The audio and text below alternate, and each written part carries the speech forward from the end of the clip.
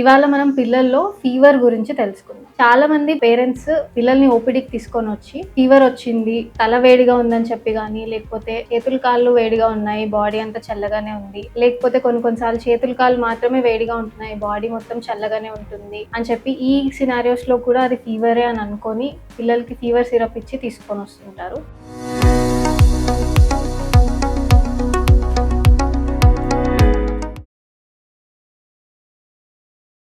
నమస్తే అండి.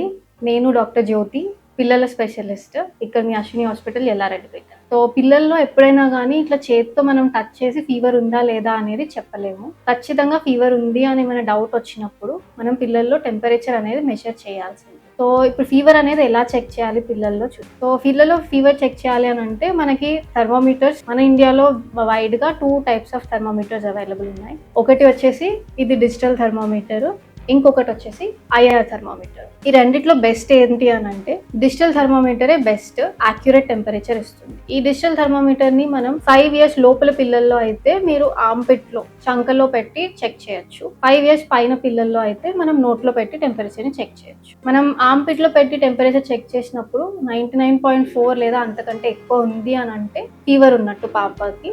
So paracetamol medication ఇవ్వచ్చు. ఈ ఐఆర్ థర్మోమీటర్ అనేది లెస్ యాక్యురేట్ ఉంటుంది.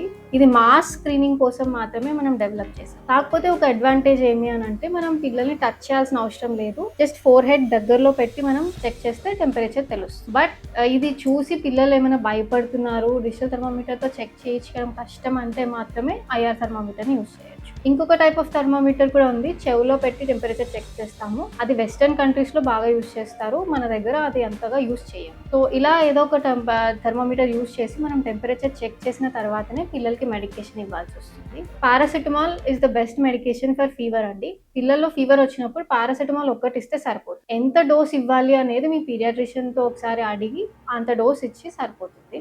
వేరే ఏం మెడిసిన్స్ ఇవ్వాల్సిన అవసరం లేదు. దాంతోపాటు తడిబట్ట పెట్టి తుడిస్తే సరిపోతుంది. తడిబట్ట పెట్టి మొహం మీద లేకపోతే ఫోర్ హెడ్ మీద పెట్టి వదిలేస్తుంటారు చాలా మంది. అలా పెట్టకూడదు. తడిబట్ట పెట్టి ఫుల్ బాడీ మొత్తం మనం తుడిచాలి. దానివల్ల ఆ వాటర్ ఎవాపరేట్ అయినప్పుడు దాంతోపాటు వేడి కూడా వెళ్ళిపోతుంది. సో అలా టెంపరేచర్ అనేది తగ్గుతుంది బాడీ. ఇంకా ఫీవర్ రిలేటెడ్ విషయాల గురించి లేకపోతే పిల్లలకి సంబంధించిన ఏమైనా మీ డౌట్స్ ఏమైనా క్లియర్ చేసుకోవడానికి please visit Ashwini hospital. Thank you.